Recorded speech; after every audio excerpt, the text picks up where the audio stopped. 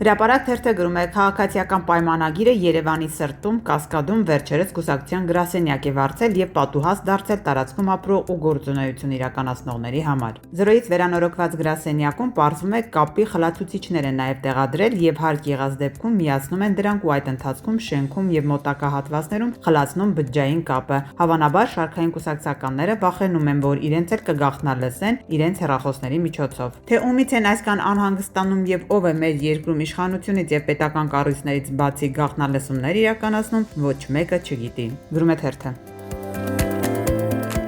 Ժողովուրդ օրաթերթը գլխավոր դատախազ Աննա Վարդապետյանին ենթադրյալ հանցանքի մասին հաղորդում էր ներկայացրել այս տարվա փետրվարի 11-ին, հիմքում դնելով Ազգային ժողովի падգամավոր Հայկ Սարգսյանի հրապարակային հայտարարությունները, որոնցում նա կասկածի տակ է դրել Ազգային ժողովի նախագահ Ալեն Սիմոնյանի վարքը եւ շահագրգռվածությունը բուկմեքերական ոլորտի նկատմամբ։ Ըստ падգամավորի ոլորտում ներգրավված որոշ խոշոր սեփականատերեր Ազգային ժողովի նախագահի մտերիմներն են։ Սակայն հակակոռուպցիոն կոմիտեն արձագանքելով թերթի դիմումին նախ տեղեկացրել է, որ քրեական բարույթ նախաձեռնելու հիմքեր չեն հայտնաբերվել, սակայն նույն օրը մեկ այլ գրությամբ տեղեկացրել է, որ դիմումի մեջ նշված հանգամանքները պարզելու ուղղությամբ ձեռնարկվել են համապատասխան օպերատիվ հետախուզական միջոցառումներ եւ ստուգողական գործողություններ, որոնք դեռևս շարունակվում են։ Բարույթ չկա, բայց ստուգում կա, իրավական տեսանկյունից գուցե բացատրելի է, սակայն հանրային ընկալման մակարդակում ստեղծում է հակասական պատկեր։ Եթե հիմքեր չկան, ինչու են իրականացվում ստուգումներ, իսկ եթե ստուգումները շարունակվում են, արդյոք վաղ չէ խոսել հիմքերի բացակայության մասին։ Գրում է թերթը։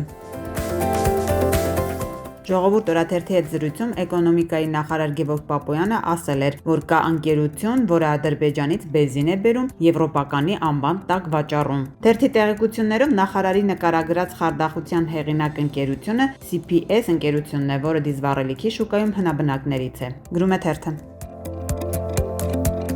Փաստերթը գրում է Արդարադատության նախարարությունը հանրային քննարկման է ներկայացրել դիվանագիտական ծառայության մասին օրենքում փոփոխություն եւ հանրային ծառայության մասին օրենքում լրացում եւ փոփոխություն կատարելու մասին նախագծերը։ Վերանայվում են դեսպանների եւ մշտական ներկայացուցիչների պաշտոնավարման ժամկետները։ Դիվանագիտական ներկայացուցիչների աշխատանքի արդյունավետությունն ապահովելու նպատակով վերջիններիս պաշտոնավարման առավելագույն ժամկետն առաջարկվում է սահմանել 5 տարի։ Միաժամանակ սահմանվում է, որ պաշտոնավարման ժամկետի ավարտից անմիջապես հետո այլ պետությունում կամ միջազգային կազմակերպությունում պաշտոնի նշանակվելու դեպքում երկու իրար հաջորդող պաշտոնավարման ժամկետների ընդհանուր հանրագումարը չի կարող գերազանցել 8 տարին։ Գրում է թերթը։